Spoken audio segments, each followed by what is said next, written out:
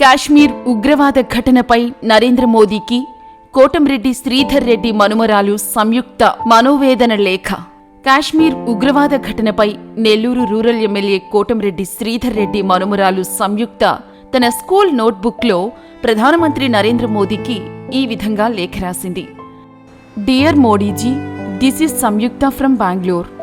My mom was upset because of terrorist attack that took place in Kashmir. They took away many innocent lives, which is very wrong. Please put them in jail. All religions are same, all gods are same. Can you please save Kashmir? I wish to go to Kashmir one day, please. But don't kill my family or any another family.